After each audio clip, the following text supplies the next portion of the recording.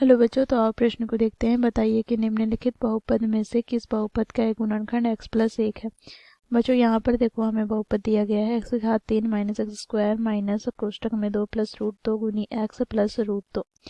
तो दिए गए प्रश्न की मुख्य अवधारणा की बात करें तो बच्चों देखो, हम यहाँ पर गुणनखंड प्रमेय का प्रयोग करेंगे। तो गुणनखंड प्रमेय से हम कह सकते हैं, यदि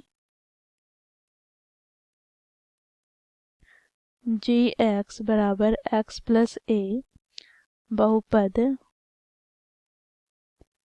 पी एक्स का एक गुणनखंड हो, तो बच्चों देखो यहाँ पर पी ए का मान 0 के बराबर हो जाता है। तो इस मुख्य उदाहरण की सहायता से हम दिए गए प्रश्न को हल करेंगे। बच्चों देखो, यहाँ पर हमें जी एक्स क्या दे रखा है। तो बच्चों यहाँ पर हमें जी एक्स बराबर दे रखा है एक्स प्लस 1। इसे हम 0 के बराबर रखें तो यहाँ से एक्स का मान हमें क्या प्राप्त हो जाएगा, तो -1। अब बच्चों देखो, यहाँ पर पी एक्स हमें क्या दे रखा है प्रश्न में। तो देखो, एक्स की घात 3 माइनस एक्स का वर्ग माइनस कोष्टक में 2 प्लस रूट 2 गुनी एक्स प्लस रूट 2। बच्चों देखो, यहाँ से हमें जांच करना है कि दिया गया जी एक्स पी एक्स अर्थात बहुपद का गुणनखंड है कि नहीं। तो इसके लिए बच्चों एक्स के स्थान पर हम -1 रखेंगे। तो यहाँ से बच्चों हमें p -1 बराबर क्या प्राप्त होगा। तो देखो, यहाँ पर x की घात 3 है, तो यहाँ से हमें प्राप्त हो जाएगा -1 की घात 3। फिर यहाँ से बच्चों देखो, माइनस एक्स स्क्वायर है, तो यहाँ से हमें प्राप्त हो जाएगा -1 की घात 2। फिर यहाँ से बच्चों देखो, -2 प्लस रूट 2 गुनी एक्स है। तो यहाँ से -2 प्लस रूट 2 गुनी एक्स के स्थान पर -1।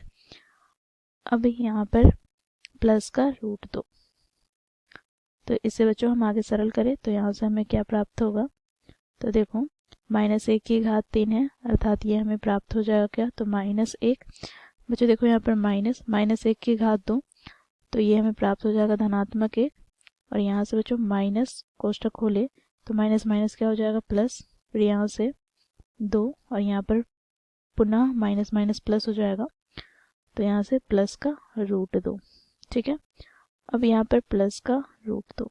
बच्चों देखो, यहाँ पर -2 से +2 कट जाएंगे, तो यहाँ से हमें क्या प्राप्त हो गया, तो 2 गुनी रूट 2।